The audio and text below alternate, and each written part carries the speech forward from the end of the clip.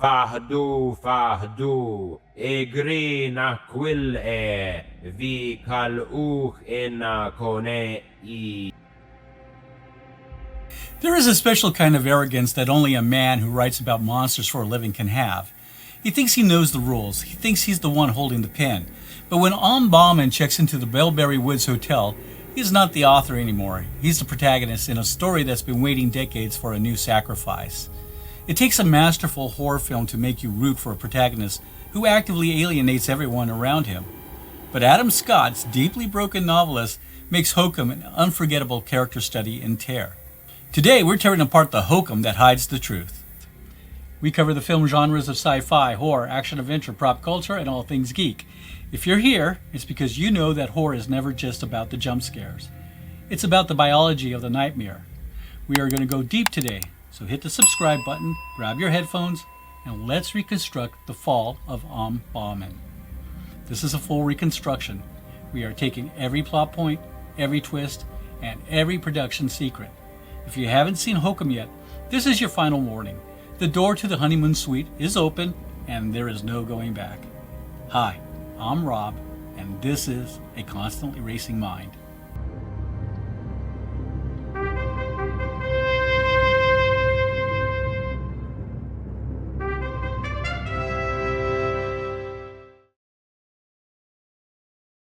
The movie introduces our protagonist through the Conquistador story he is writing. A soldier crosses the desert with a young boy and a bottle he cannot break in the soft sand. The violence starts to form in his mind. If the ground will not break the bottle, maybe the boy's head will. Then we pull back and realize horror novelist Ohm Bauman is alone at his laptop, in the dark, drunk, stuck at the epilogue, unable to finish the moment where the soldier is about to hurt the child. And that matters because the story is not just fiction. It's Ohm's guilt in disguise. The whiskey glass leaves rings on the table, which means the circular imagery starts with Ohm's own damage before it ever becomes part of the folklore later. Then he sees what looks like a woman's silhouette on the stairs. He shines a light and no one is there. He keeps looking at the containers holding his parents' ashes. He cuts open a locked wooden box with a mini saw and finds the revolver. And the movie makes that trauma even uglier with one specific detail. Ohm did not just lose his mother in some vague childhood accident. He accidentally shot her in the face with a gun when he was a child. And the box he uses to carry the parents' ashes to Ireland is the same box that once held a gun. This is brutal, because now the ashes are not just grief, the box itself is guilt. Ohm is literally carrying his parents inside the container connected to the moment that destroyed his family. He also finds some old photos, postcards, and a hotel flyer that give him the idea to bring the ashes to Bilberry Woods. So by the time Ohm checks into the hotel, he is already haunted. The building does not create the wound, it just gives the wound a room. His name is Ohm, and for those of us who live in the technical world, the choice is immediately loud. It's fitting because the guy is a walking unit of resistance. He resists the truth of his past, he resists the quirky locals, and he resists the very grief he's traveled across an ocean to bury. But there's a director's layer to this that makes it even better. Damian McCarthy has mentioned in press for the film that he wanted a name that sounded singular and self-contained. McCarthy describes Ohm as a character who is on his own for a lot of the movie, trapped in long stretches of dialogue-free isolation. The name Ohm being just one syllable feels like a dead end. It's a name that doesn't invite conversation, mirroring how Adam Scott plays him as a man who has built a wall of cynicism between himself and the rest of the world. McCarthy has even teased that while Ohm treats the local folklore as nonsense or ridiculous, hence the title Hokum, the name itself hints at a deeper inner turmoil. It's the sound of a man trying to be a solid object in a world that's becoming increasingly fluid and supernatural. He wants to be the Ohm that stops the current. But as we see in that fiery third act, when you provide too much resistance to a force that's more powerful than you, things tend to ignite. Ohm Bauman arrives at the Bilberry Woods Hotel carrying his parents' ashes with a lifetime of unresolved guilt. From the moment he gets there, the hotel feels off before the supernatural even enters the picture. The place already has a strange, decaying energy. As we arrive in the parking lot, we meet the son of the hotel's owner, Fergal, and he has just shot a goat in the parking lot. The animal is lying dead near the hotel, and Ohm immediately pushes back. He questions whether Fergal had to kill it, whether there was any other way to handle it. And that early moment is important because it complicates Ohm. He is rude, he is abrasive, he is difficult. I would say oppositional, defiant. But he's not completely empty. There is still something in him that reacts to animal cruelty. At check-in, we meet Mal, played by Peter Coonan, the preening manager. Ohm sneers at him for daring to ask for an autograph for his kid after realizing that he is a famous author. Rule 1. Never meet your heroes. This early dismissal of Mal is our first clue. Ohm assumes Mal is just a quaint local rather than what he really is. Mal tells Ohm that the hotel will be hosting a Halloween party the next day. Ohm wants no part of that. He asks for a room as far away from the festivities as possible. He's not here to socialize, he's not here to connect. He is here to scatter ashes, drink, and get through whatever private ritual he thinks will pass for closure. He needs to finish his book. Mal and Mr. Cobb are introduced as part of the hotel's strange internal machinery. Cobb is the owner and played by Brendan Conroy, who we see in the lobby terrorizing local kids with the legend of the witch and of the honeymoon suite. Ohm's reaction? A scoff in a single word. Hokum. Sort of like Scrooge's humbug. I want to make a quick note about the names Mal and Cobb. Sounds like they're from Inception. Mal is the manager and Cobb's son-in-law, and the power dynamic matters here because Mal is deeply afraid of Cobb. That fear becomes one of the engines behind the violence later. After check-in, Ohm gets lost looking for his room. Fiona finds him wandering the hallways and asks if he is lost. Ohm gives her an smart-ass answer, and Fiona immediately claps back, basically telling him he can stay lost if that's how he wants to act. That is the first spark between them. Fiona is kind, but she's not soft. Eventually, Ohm relents, and she shows him to his room. After that, Ohm goes out into the woods looking for the redwood tree he saw in an old photograph of his mother. That image is the one reason he came to the Bilberry Woods Hotel in the first place. In the photo, his mother's looking happy there.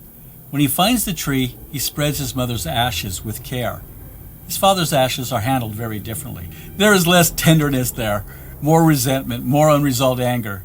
The split between how Ohm treats his mother and father tells us a lot before he says much of anything just directly. This is when Ohm meets Jerry, played by David Wilmot. While everyone else is a staff member to be managed, Jerry is a woodland stranger drinking goat's milk infused with magic mushroom dust. Jerry is living out near the woods, off the grid. Strange but instantly compelling. He explains some of the goat weirdness around the hotel, including why the goats keep climbing onto the cars and staring at their reflections. They are eating psilocybin mushrooms. The goats are tripping.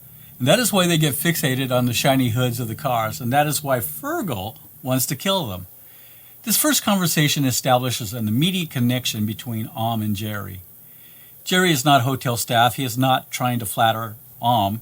He exists outside the hotel's social rules, and Ohm responds to that. There is something in Jerry's weirdness that Ohm seems to trust more than the polished performance of the people inside the inn. Later that night, Ohm ends up at the bar with a drink in his hand, and this is where Fiona becomes even closer and more important to Ohm. He starts opening up to her. He talks about the book he is writing, specifically the Conquistador epilogue he cannot finish.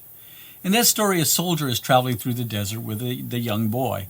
There is a bottle that needs to be broken, but the soft sand will not break it, and he shares that this is the part of the book he is stuck on, the Conquistador who struggles with inflicting violence on the innocent. Fiona reacts to how bleak that is, and she is right. The story is Ohm's inner life in disguise. The conversation then shifts toward the supernatural and the legend of the honeymoon sweet witch. Fiona pulls out a book on Irish folklore and talks about the idea that a chalk circle can keep a witch away. This matters later, but at this point, Ohm does not believe any of it. To him, it is all local superstition. It is all Hokum. Then Albie, the bellhop, enters the scene. He's played by Will O'Connell. We saw him earlier during check-in. Albie tries to talk to Ohm about writing, and this is where Ohm's cruelty goes from verbal to physical. Albie may be annoying, but he is harmless. He wants advice from the author he admires. He claims that he is a writer too, just not published. Ohm scoffs at first, then describes Albie into his pocket tape recorder in unflattering terms. Albie blows that off, but then Ohm responds by burning him with a hot spoon. That is the moment the movie makes sure we understand the full ugliness of Ohm's behavior. He's not just cynical, he's not just emotionally guarded. I just think he is capable of using his pain as permission to hurt other people. Not to mention, he has just committed assault. During this larger bar sequence, Ohm also explains more about why he came to the inn. He mentions the photo of his mother by the redwood tree. However, before the film reveals that Ohm accidentally shot his own mother as a child, he actually lies to Fiona about it. He tells her as a cover story that his mother was murdered by someone who was too young to be thrown in jail, and aggressively adds that the kid should have been hanged for what he did, telling us, the audience, that he is carrying guilt, blame, his alcoholism, and years of emotional rot that sets up his deep self-hatred before his eventual redemption. The story he tells Fiona reframes everything, at least in her mind, maybe her heart. Ohm is not simply grieving his parents. Later, Fiona realizes Ohm has left his tape recorder and his mother's photograph behind at the bar. She goes to return them to his room, but the door is locked. Albie passes by and Fiona asks him for help. Albie does not want anything to do with Ohm after what had just happened, but Fiona insists. They get into the room, and they find that Ohm has tried to hang himself. Hotels seem to be the place where people like to go for a good hanging. I can think of at least 3 celebrity deaths that occurred in hotel rooms. Fiona and Albie cut him down and save his life. So Fiona is not just a nice bartender. She literally saves Ohm from death. And that is why she matters to him. That is why her disappearance later pulls him back into the hotel. Ohm is taken to the hospital and is gone for about a week. During that time, the Halloween party happens, and Fiona disappears. When Ohm returns to the hotel to gather his belongings, the place is shutting down for the winter. Now that gives the whole thing a kind of a shining like off-season isolation. The party is over, the guests are leaving, the hotel is becoming empty. Ohm wants to thank Fiona for saving him, but Mal tells him she simply left town. Ohm does not believe him. Ohm, while talking to Fergal about her leaving, Fergal proposes the theory that Fiona left because she was traumatized by having to save a man who hung himself.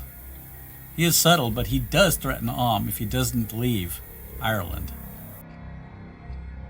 Instead, Ohm goes into the woods to find Jerry. In Jerry's van, Ohm finds Fiona's Irish folklore book and questions why Jerry has it. Now, Jerry explains that he and Fiona were friends. Ohm wants Jerry to go to the police, but Jerry refuses because he is wanted himself. Jerry lives off the grid because he was accused of murdering his wife. He admits he did kill her, but explains that she was terminally ill and he saw it as an act of mercy, and he did her a kindness. Fergal wants to turn Jerry over to the local police, and that matters because the constabulary has a family ties to the hotel staff. Jerry is trapped between the woods, the hotel, and a local power structure that does not favor him. Everybody is related to somebody at the station or the hotel. Jerry tells Ohm that Fiona may be trapped in the honeymoon suite. Fiona had been trying to get up there for a while, but Mal kept refusing to let her in. Mal is terrified of Cobb, his father-in-law, and that fear is tied directly to what happens to Fiona. Jerry also says that a day or two after the Halloween party, he was inside the hotel going through Mal's lost and found drug stash at night in the dark with a headlight on. Basically, these are drugs the guests had left behind. When he heard the manual bell of the honeymoon suite ring, that means someone was up there. However, Jerry admits Fiona may already be dead because he thinks he saw her ghost. Ohm is skeptical, partly because Jerry is a shroomer, but Jerry explains that the mushrooms do not simply make things happen, they open you up to the spirits. Jerry has also stolen the heart-shaped key to the honeymoon suite. He tells Ohm they have to wait until night, when the hotel will be empty of guests and all the staff. Only Mal and Fergal will be around, checking in during the off-season from time to time. The two bond while the day turns to night and discuss more about drugs, spirits, Fiona, and Hokum. After the last car leaves, Ohm and Jerry approach the hotel on foot through the woods with lanterns, like something out of an old 1940s old horror movie.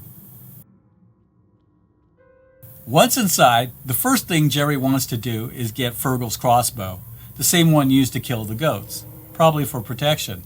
But while he is reaching for it, Fergal attacks from him from behind. Guess he was hiding somewhere. Fergal ties Jerry up, throws him in the back of a van, and leaves to take him to the police. Meanwhile, Ohm, who was not discovered, takes the heart-shaped key and heads up for the honeymoon suite. The suite is only accessible by elevator, which goes directly to it. The production design here shifts. The hallways get narrower. Colm Hogan's lighting also becomes flickering and jaundiced. Ohm breaks the seal of the honeymoon suite when Ohm, the gate that covers the elevator, falls and locks. He's trapped in there. The room is in terrible shape. 1940s decor, old World War I era wallpaper. It's not some perfectly preserved haunted chamber. It is decayed, fetid. Wrong. There's bad bath water, a terrible smell in the sense that something has been rotting here physically and spiritually.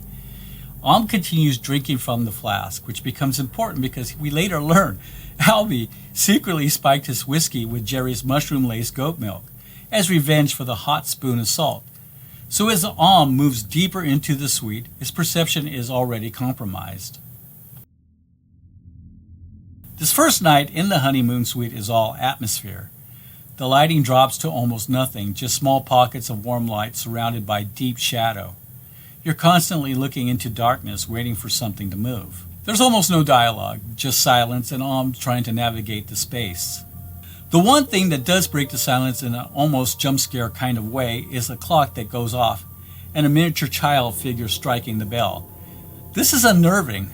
Ohm eventually falls asleep on the rectangular bed with white curtains, and he has disturbing dreams or visions, including imagery of a puka and Jack the Jackass, and then the morning comes and Mal wakes him. Ohm admits that Jerry gave him the key and that he wanted to check the room himself. Mal wants Ohm out immediately. Mal is trying to get Ohm to the elevator, but just as they are about to leave, Ohm notices the dumbwaiter. He goes to push the button, Mal stops him, claiming it doesn't work. It's no need. Ohm pushes it anyway. The dumbwaiter comes up. Inside is Fiona's dead body, dressed in a bunny costume, already decomposing, eyes wide open. Mal panics. He runs out of the room, jumps into the elevator, locks the gate, goes downstairs, and drives away. Ohm screams from the window, but to no avail. Now, that leaves Ohm alone in the honeymoon suite. Takes another swig of whiskey. At this point, I think we see that Mal is a coward. His pleading for Ohm to leave, he practically begged him. He kept repeating that Fiona just left, that there is nothing to find, and that the witch story is not nonsense. He used the local legend of the Cailleach, the witch, as cover. That is what makes this reveal so nasty. Mal is not possessed. He is not under a spell. He is not a supernatural servant. He is just a man using folklore as a disposal system. The legend becomes a smokescreen for human cruelty, and that is one of Hokum's sharpest moves. For a while, the movie lets you think the monster is the story. Then it shows you the monster is the man hiding behind the story. But to Ohm, the witch story is nonsense. It is Hokum. This is where the movie shifts into that long, almost dialogue-free survival horror section. For roughly a frickin' 20 minutes of the movie time, Ohm explores the room and starts piecing together what happened. Fiona's dead body haunting, open eyes, creeps out Ohm and us. It is unnatural. He finds his own tape recorder, which Fiona used to record messages while she was trapped. Through those recordings, Ohm learns the truth. Fiona was drugged by Mal during the Halloween party. She was pregnant and wanted to keep the baby. Mal, terrified of Cobb and of the pregnancy being exposed. So he put her in a wheelchair, took her up to the suite, placed her in the dumbwaiter, and lowered her into the basement. That is where the witch is. Fiona, on the tape, becomes increasingly desperate. Fiona tries to stay positive at first, but eventually she knows she is starving down there. Hears strange sounds on the recorder. Possibly Fiona, possibly the witch, possibly both. Fiona sees the witch. What I find frustrating is that the tape gives Ohm exactly what he needs, including information about what happened and how to escape. But he keeps turning the tape off. However, the tape does come on quite often. It fits his character because he does not listen. But it is still one of those choices where you feel the plot forcing him to do things the hard way.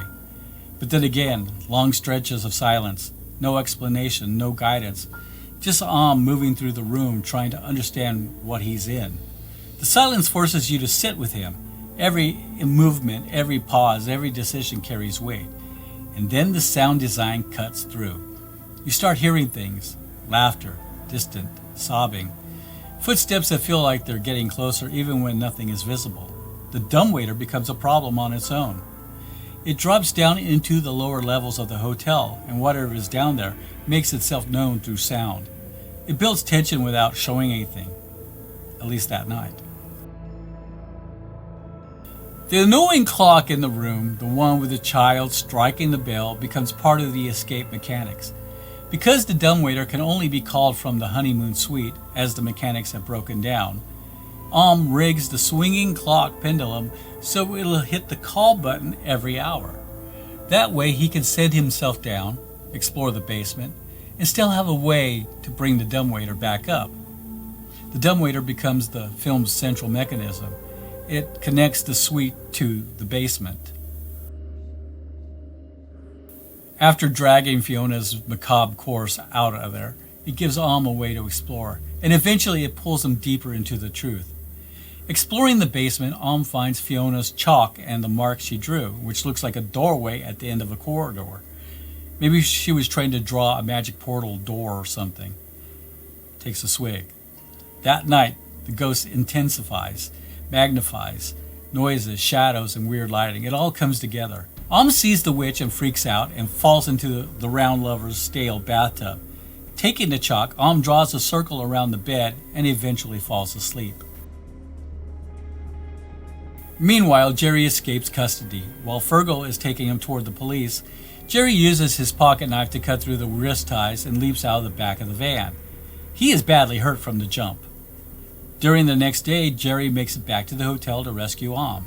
When he returns to the hotel, he moves in with his broken, twisted, almost zombie-like gait. Mal is there and sees him. Upstairs, Ohm is trapped and desperately tries to alert Jerry by ringing the honeymoon suite service bell. Mal tries to convince Jerry that after finding Ohm upstairs, he, Mal, eventually drove him to the airport. While Jerry initially does not believe it or hear Ohm ringing the bell, there is a tense back and forth, and Mal almost has Jerry convinced that Ohm has left and Jerry can take Ohm's rental and escape as Fergal is looking for him. He goes outside and drives away. Ohm panics and keeps pulling the bell cord until he rips it out of the wall. Just when it seems like Ohm has lost his chance, Jerry comes back. He says Fiona has always told him to trust those feelings, and something did not feel right. Mal threatens Jerry, saying he's calling the police, but Jerry grabs an axe and heads to the elevator. He goes up to the honeymoon suite. Ohm and Jerry can hear each other through the walls. They work to break through a hidden door or panel under a desk. When they finally open it, it's low to the floor and Jerry reaches in for Ohm. Then Mal appears behind Jerry and shoots him with a crossbow. Jerry dies right at the threshold of rescuing Ohm. Now, this is important because Jerry and Fiona both function as, I think, guides for Ohm. Fiona saves him from death. Jerry comes back because of Fiona's belief in trusting feelings. Both of them try to pull Ohm toward life, and both are murdered by Mal. I think at this point when Jerry returned, Mal knew Ohm would expose him, so before killing Jerry, he decides to burn everything down. From his office, underneath his desk, he wraps scarves around a space heater and turns it all the way up, intentionally starting a fire to destroy the evidence and kill Ohm. The Bilberry Woods Hotel begins turning into an inferno. After killing Jerry, Mal runs to the elevator and tries to escape, but the gate is locked. He needs the key. Jerry has the key. Jerry is dead. Fire alarms start to go off. Ohm checks on Jerry, and realizing his friend is dead, he manages to secure that heart-shaped key. But because the building is burning, his only real path to escape is the basement. Mal has to return to get the key, but it is gone. Mal, following Ohm to get the key, escapes from the upper floor and makes his way down toward the basement, using the dumbwaiter and the clock mechanism. Both men end up in the dungeon-like basement beneath the hotel, but the dynamic shifts. Mal is not just running anymore, he is hunting Ohm with the crossbow. The hotel is burning above them. The basement is stone, dark, suffocating, and Mal is moving through these corridors like a man, trying to finish the cover-up with one final murder. Then he comes across the hanging trinkets, shiny objects, jewelry, little pieces of lost history dangling from the ceiling of the stone corridor, and among them, the key. That is what catches him. Mal reaches for it, and that is when the witch comes up from behind. She shackles him. The chains lock around him, and they start dragging him toward whatever waits beneath or beyond that room. I think these details matter because Mal is not taken while seeking forgiveness. He's taken while reaching for something, while grasping. Now, while still trying to control the situation, even in the basement surrounded by death, fire, and supernatural judgment, Mal's instinct is still possession. He reaches and the witch reaches back. Ohm, meanwhile, is in the corner. He is inside the white chalk circle. He is quiet, still, almost meditating. That image is important to me because it contrasts how Ohm moves throughout the film. He's not attacking, he's not mocking, he's not drinking, he's not running his smart-ass mouth. He's finally still enough to listen. The chalk circle protects him, but I think it also frames him. It becomes a boundary between the man he has been and the man he might still become. And then the emotional core of the film arrives. Ohm sees the ghost of his mother, the same one we see at the beginning of the film, this time less scary, less frightening, and almost angelic. She holds him, she tells him she loves him, she tells him she watched over him, she tells him he cannot stay there. He cannot let himself be dragged away. That is the moment the movie stops being just about escaping the hotel. It becomes a matter of whether Ohm can finally accept that he was loved by the person whose death has defined his entire life. Because his guilt has told him one story, his father blame told him another, his drinking told him another. But his mother's ghost gives him the truth he has never allowed himself to believe. He was loved, he was watched over, and he is not supposed to follow his guilt into the dark. That is when the mini-saw comes back, the same tool Fiona used to cut him down from his suicide attempt, the same one that he used to open the box that held the gun. But this is not just him sawing through metal. Symbolically, he's sawing through guilt. He's sawing away the chains that have held him to that childhood accident, the chains that made him cruel, the chains that made him drink, the chains that made him believe the child inside him deserved punishment. Mal is dragged away because he cannot let go. Ohm survives because for the first time he starts to. That is the difference between them. Both men are guilty. Both men are haunted. But only one of them can hear the voice telling him to live. Many frightened, shocked-looking figurines in the garden around the inn have shackles and chains. This is foreshadowed early and throughout the film. Ohm manages to cut himself free and make it out of the basement. He gets back to the lobby, but the hotel is fully burning now. The fire and smoke are too much. He collapses to the floor, and then someone pulls him out. The film does not make a huge heroic spectacle of it, but it seems like Fergal is the one who gets him out of the burning hotel, I think. Which is interesting because Fergal starts the movie as the strange goat-killing local presence. He is not exactly warm, he is not exactly noble, but like a lot of the characters in Hokum, he is more complicated than he first appears. He may be part of the rough, ugly local ecosystem, but in the end, he still pulls Ohm out of the fire. After that, we get Ohm in the hospital. This is where he rewrites the Conquistador ending. Earlier, the soldier was going to break the bottle against the child's head. That was the old Ohm. That was the version of him who believed survival required violence against innocence. But now, after everything he has survived, he changes the ending. The child is no longer the thing to be destroyed. The story can finally move in another way. And then Albie visits him. He is not dressed as a bellhop this time. He's dressed like the guy selling ice cream out of the 1950s ice cream parlor. And honestly, that detail says a lot about Albie. He's an older man. He's not young. Still an unsold writer, still chasing the dream, still making a living however he can. Bellhop, ice cream seller, whatever job keeps him moving while he keeps trying to write. He brings Ohm a wrapped bottle of whiskey, a gift from Fergal, and then Albie confesses. He tells Ohm he spiked his flask. That means Albie's revenge really did help open Ohm up to everything that happened in the hotel. Ohm looks down at the bruises on his wrist, and that is the quiet confirmation. The mushrooms may have altered his perception, but they did not invent the change. They did not invent the scars. Something real happened to him in that basement. Then Albie asked again if Ohm will read his manuscript, and this time Ohm relents. And Albie says he'll polish it and send it over. I actually like the ending for Albie because Albie is still Albie. He is annoying, he is persistent, he is somewhat ridiculous, but he is still pursuing what he cares about. He has not become famous, he has not been validated, he is still working odd jobs, but he is still writing, and after everything Ohm has been through, the small persistence, I think, matters. Because Hokum ends with survival, but not magical transformation, Ohm is changed, yeah. But the world is still weird. People are still messy, Albie still wants notes. And somewhere in all of this, life keeps going.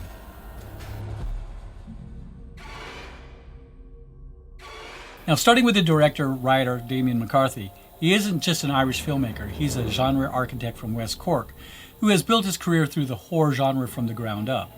He started with short films that played major horror festivals like Fright Fest and Scream Fest, then moved into features with Cailleach. He followed that with the South by Southwest breakout Oddity, which won the Midnighter Audience Award. Now with Hokum, he's continuing that same space. He writes his own material, directs it himself, keeps tight control over tone, pacing, and atmosphere. His style leans into the contained setting, slow tension, and controlled burst of horror, with just enough dark humor layered in. McCarthy is the real deal. He works on that razor-thin line between terror and dark comedy, ensuring that we, the audience, is never quite sure if they should scream or laugh, right until the witch starts raking the bedsheets. In interviews, Damian McCarthy connects Hokum to his earlier films Cailleach and Oddity, treating them as part of an unofficial Irish horror trilogy. There's also a subtle callback built in. The doomed couple from Cailleach briefly appears checking into the Bilberry Woods Hotel, tying the films together for viewers paying attention. Returning for his second collaboration with McCarthy, this is a direct continuation of that visual partnership. Cinematographer Colm Hogan proves why he's a heavy hitter in Irish genre cinema. If you've seen his work on Oddity, you know he treats shadows like a physical object. In Hokum, he uses the action-adventure DNA of large-scale production but traps it in a mahogany-clad hotel, making every frame feel like a claustrophobic puzzle. Hogan controls the look of the film, the lighting, the framing, the way space is used, and how the environment feels on screen, all run through his lens. This is where the atmosphere is built visually. He brings over 20 years of experience across film and television, with credits tied to major studios and networks like BBC and Channel 4. The editing is done by Brian Philip Davis, and Davis is another returning collaborator from Oddity. He's based in Belfast and has cut a wide range of genre films, including Boys from Country Hell, The Devil's Doorway, and The Cured. Now, in horror, editing is everything. Timing, tension, when to hold a shot, when to cut, when to reveal information. Now, that rhythm is what controls the experience, and Davis comes in with a deep background in that exact space. And the score is composed by Joseph Bishara. Bishara is one of the defining composers in modern horror. His works include Insidious, The Conjuring, Annabelle, and Malignant. His sound is aggressive, unsettling, and built around atmosphere rather than melody. He also performs creature roles in some of these films, which gives him a direct connection to how horror feels, both visually and sonically. That carries straight into Hokum. Now, bringing Bishara into the McCarthyverse is a massive level up. He doesn't just write music, he creates an auditory environment that feels like the hotel itself is breathing down your neck, which keeps the tension constantly building under the surface. Fun fact, he also, this is what I mentioned before, He also plays the antagonistic entities in several of the same films he scored, including the lipstick-faced demon in Insidious and Bathsheba in The Conjuring. Those dual roles show up in his work. His music just doesn't support the horror. It feels like part of it. I think we can describe the production design as the kitschy decay. Ohm's world is framed by Till Frolick's production design. The Bilberry isn't just a hotel, it's a character of cryptic decay. And the palette is a corpse gray and rotten wood color scheme, very reminiscent of The Watchers from 2024. McCarthy's motifs are close-up of eerie, inanimate figurines and cherub statues that seem to track Ohm's movement. And the tinge, the constant sound of the concierge bells, McCarthy's version of a ticking clock. McCarthy draws the unsettling imagery directly from his own childhood fears. He claims that he draws from books like Watership Down, Jim Henson's Alice in Wonderland, and Pinocchio, especially the transformation into a donkey. That influence shows up in his tactile, practical design of the creatures and recurring figures like the rabbit. The Bilberry Woods Hotel is built by combining a real location in West Cork with constructed sets. Instead of using traditional exposition, the film uses a detailed lobby diorama to deliver the hotel's backstory through visual storytelling. The Conquistador storyline is shot in the desert outside Abu Dhabi, creating a visual contrast and representing Ohm's internal struggle and shift toward a more hopeful outlook. Let's talk about the witch, because this is where the film really locks in what it's doing. First off, she's played by Sue Carroll, that's spelled like the Indian tribe. At first, she's nothing more than a story, just local folklore. It's something the hotel staff talks about as if it's a tradition.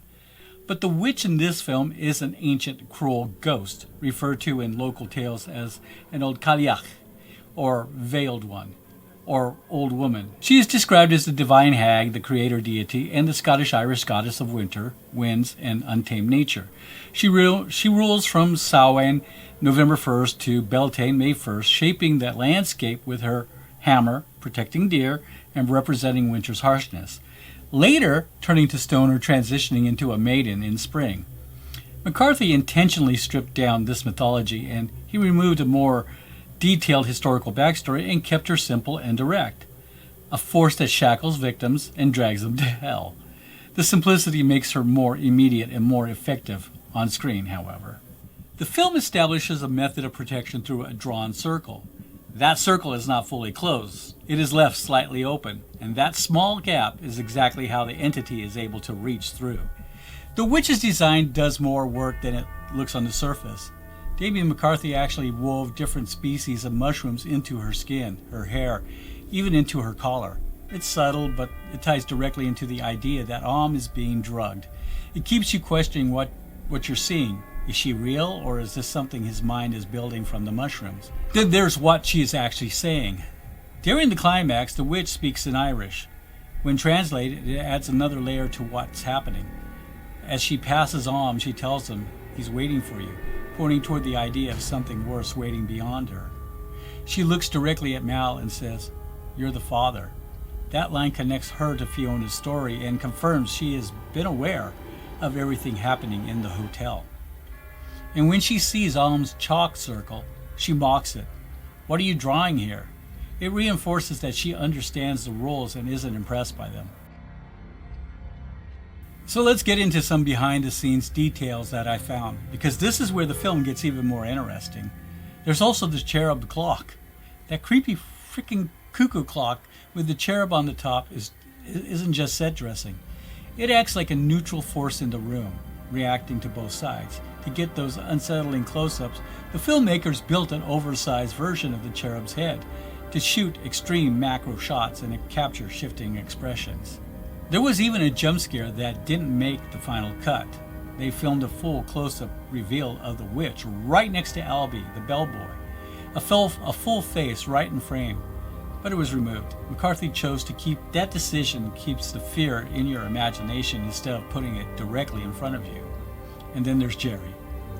Originally, the script had Ohm completely trapped with no real way out. It wasn't working. The story shifted when McCarthy introduced Jerry into the narrative. That gave Ohm a connection to the outside, a small piece of hope, and something to push the story toward its final act. That change is what makes the structure, I think, land. And now we need to talk about one of the coolest Easter eggs in the movie. Originally, when I first saw it, I thought the wooden jackrabbit was the main connection back to Damian McCarthy's earlier films. But it goes deeper than that. McCarthy revealed that the doomed married couple from Cailleach actually appear in Hokum. You can kind of see them. They've changed a little bit. You can briefly spot them checking into the Bilberry Woods Hotel, and the wooden rabbit is sticking out of the woman's bag. That is such a quiet, nasty little detail because if you know Cailleach, that image immediately brings a whole other layer of dread into the room. It's not just a prop cameo. It's a suggestion that McCarthy's films may be brushing up against the same cursed world. Not in the big Marvel-style shared universe way, more like folklore. More like stories bleeding into each other at the edges. And that is exactly the kind of Easter egg I love. It rewards the people paying attention without stopping the movie. I also want to talk about how Hokum connects to other horror films because this is where the movie really shows what is going on under the surface. First, the obvious comparison is The Shining and 1408, both Stephen King stories. All three isolate a writer within a haunted hotel, but the key isn't just the setting, it's what the setting does. The hotel isn't just a location, it becomes a psychological pressure cooker. It pushes the protagonist, distorts reality, and forces them to confront everything they've been avoiding. In Hokum, that pressure is constant. The space closes in, the rules shift, and the line between internal and external horror starts to collapse. But of course in Hokum we have magic mushrooms.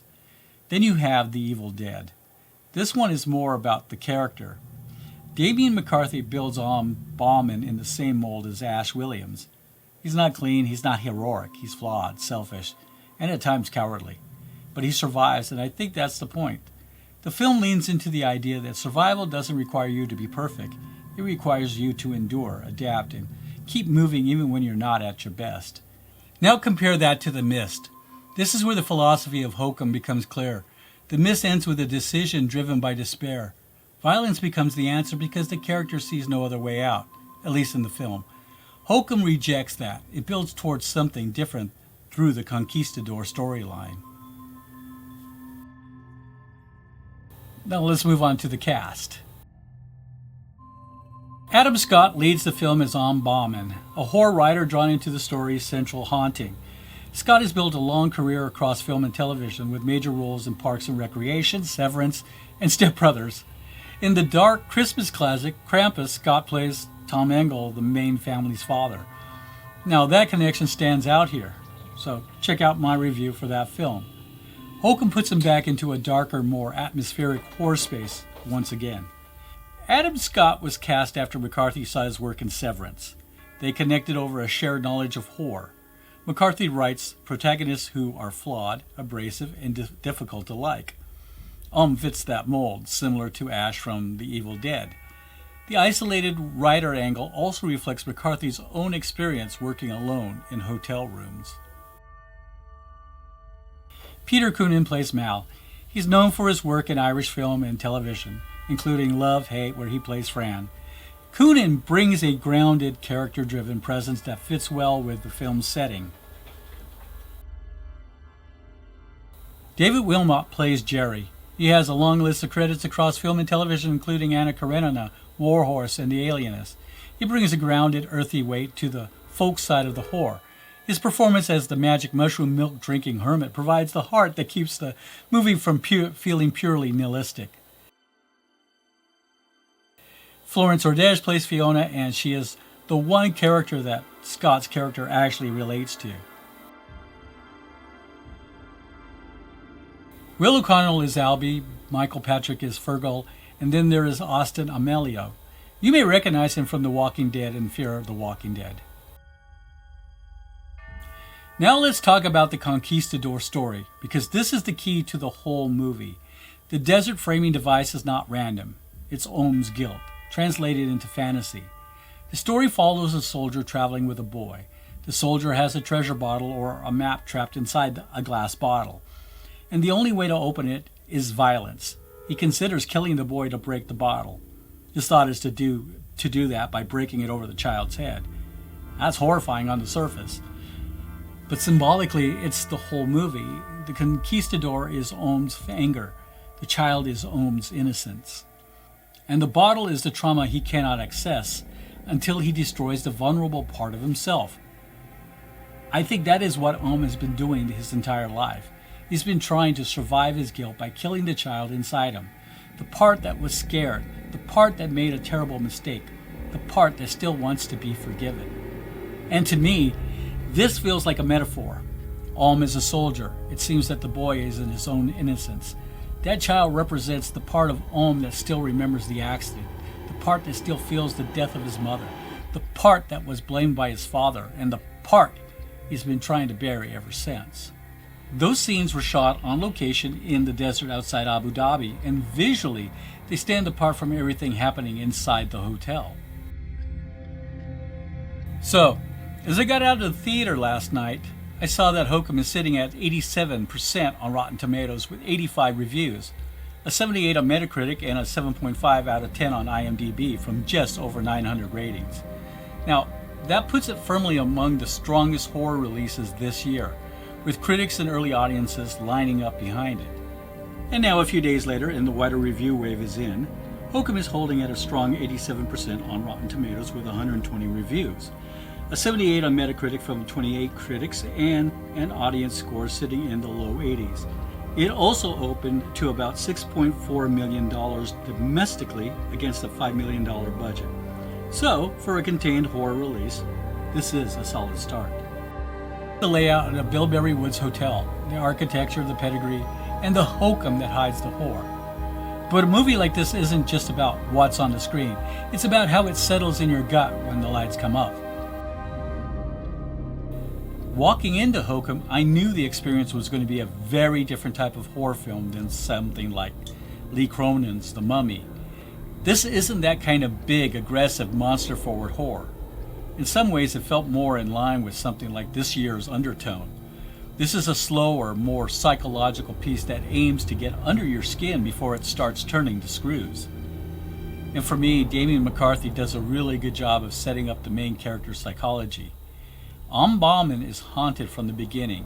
He is tortured, he is damaged, he is carrying something long before he even arrives at the end, and before the honeymoon suite ever starts working on him. Adam Scott is excellent here.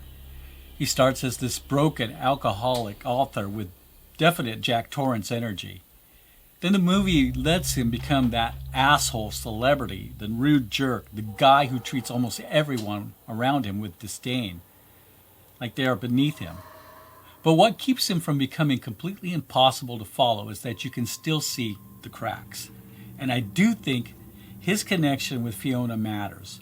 She shows him kindness at a point where he clearly does not know what to do with that kindness. So when the story starts moving, his motivation does not feel random to me. It feels like he genuinely appreciated the one person who treated him as more than just a problem. Now, the supporting characters also worked for me. They were believable, strange without feeling cartoonish, and each of them carry the story forward in their own way. And this is where I want to be careful, because reading the plot mechanics and actually feeling them play out in the rhythm of the movie are two different things. On paper, some of these choices sound convenient, but horror is not just logic. Horror is timing, tone, performance, and atmosphere. So the real question is not just what happens, it is whether the movie makes you believe it while you are trapped inside that room. I think the Conquistador story tries to tell us, from Damian McCarthy's perspectives, what the film is to him. However, what I think Hokum is really about, at least for me, is the destructive nature of repressed trauma. This is a movie about what happens when a person spends their entire life refusing to look directly at the thing that broke them. Ohm Bauman hides behind cynicism. He hides behind alcohol. He hides behind fame. He hides behind intelligence. He hides behind that idea that everything spiritual, emotional, or vulnerable is just hokum. But the film keeps pushing back against that because the hotel is not just a haunted location. The Bilberry Woods Hotel is almost like a physical version of Ohm's mind.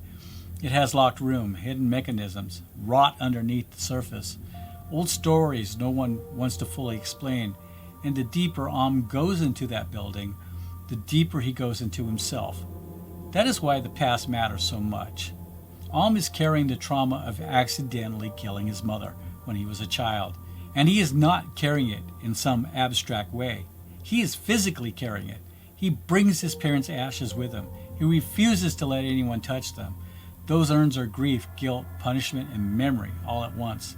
They are weight, and in Hokum, that kind of weight attracts something. The Cailleach is not just a random witch haunting a room.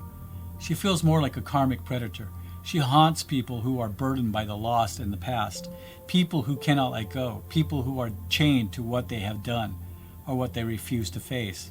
That is what makes Ohm and Mao such interesting mirrors. Both men are guilty, both men are hiding something, both men are trapped by the past. But Mao responds to guilt by destroying other people. He lies, covers up, kills, burns, and keeps reaching for control. Ohm has done terrible things too. He is cruel, he is damaged, he hurts people. But somewhere inside him there is still a part of him that wants to stop running. And that is where the movie's philosophy, I think, really lands for me. Healing does not come from overpowering the past. It does not come from mocking it. It doesn't come from pretending it is nonsense.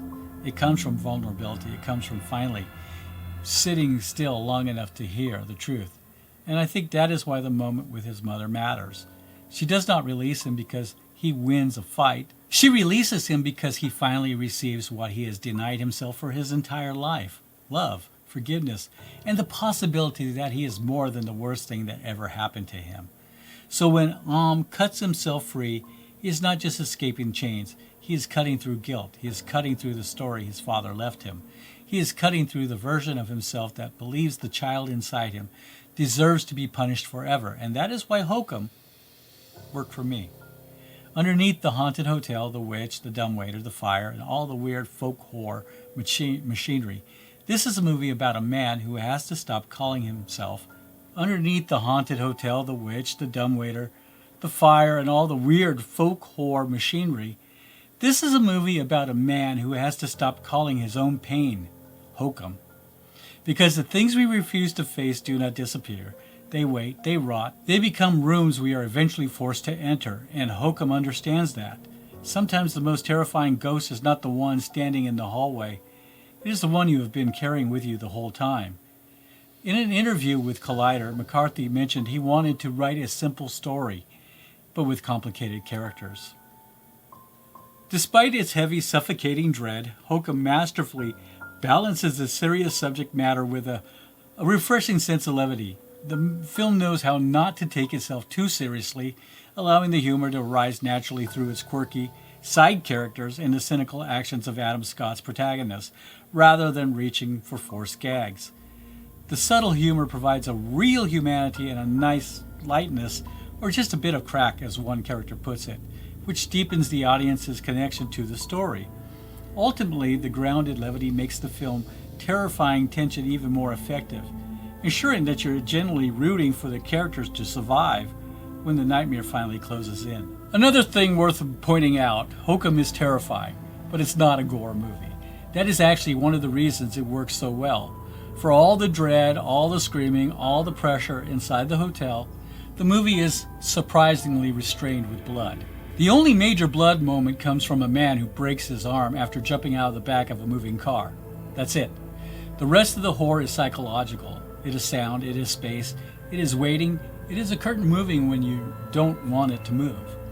It is a room that feels wrong before anything happens inside it. And that restraint matters because McCarthy is not trying to gross you out. He is trying to make you feel trapped. Hokum understands that dread does not need to be wet. Sometimes dread is dry wood, old wallpaper, a locked door, and the sound of something breathing where nothing should be breathing. If you want the bloody, gooey gore, Lee Cronin's The Mummy, my suggestion. Now, I do want to address one criticism I've seen floating around, because I noticed it too. But for me, it wasn't a deal breaker. Yes, the movie does have Fiona leave the entire plot exposition on a tape recorder, and Ohm starts listening, but actually doesn't finish it. He turns it off for some stupid reason. And yes, I understand why that might pull some people out. After watching and reviewing Lee Cronin's The Mummy, I found this to be the opposite type of horror film where McCarthy embraces minimal gore despite high dread. And I'm not too concerned about the logic of creatures. It's a horror movie that has psychedelics, and in horror movies, stupid logic reigns. Minor bother, but not a deal breaker. And I am still up in the air with that somewhat stylized horror mechanics that McCarthy incorporates into his storytelling. But in the context of what McCarthy is doing and the tone, atmosphere, and character, I was willing to go with it. On the craft side, the photography does its job. It keeps the tension alive, the framing, the shadows, the way the hotel is shot, all of that helps keep you uneasy, and paired with the sound design and the pacing, the movie keeps that feeling of pressure going. Not every scare is big, but the atmosphere keeps the hairs on the back of your neck up. Joseph Bishara's score also does what it needs to do. I would not call it one of his most unforgettable soundtracks, but it supports the film, it carries the tension forward, and it helps the hotel feel like a living, breathing thing. Overall, I like the story. The ghost story angle worked for me. The question of whether this is supernatural, psychological, or some ugly combination of both also worked for me. And as a horror film, Hokum checked a lot of the boxes I wanted checked. It gave me atmosphere, it gave me dread, it gave me a damaged lead, it gave me a location that felt cursed before anything even happened.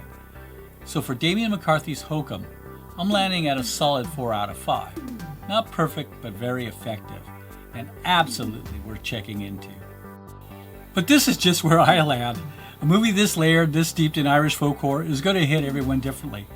Did the Scooby-Doo twist work for you, or were you checking the shadows for the witch the whole time? Let me know in the comments. I want to hear your theories on the jackrabbit and that ending. Let's get the conversation moving. If you're enjoying this deep dive into the DNA of Hokum, do me a favor, hit that like button. It tells the algorithm that we care about craft over clickbait. And if you're new here, subscribe to A Constantly Racing Mind. We've got plenty more sci-fi, horror, action, adventure, breakdowns coming your way. Before you head out, check the link in the description for the latest ACRM merch. It's the best way to support the channel and keep your racing mind on the tracks. And seriously, if you're heading to see Hokum this weekend, do not go without the Run P app. This is a movie where every minute of silence counts. Don't let a poorly timed bathroom break ruin the best scare of 2026. So thanks for watching, stay wired, stay weird, and I'll see you in the next video.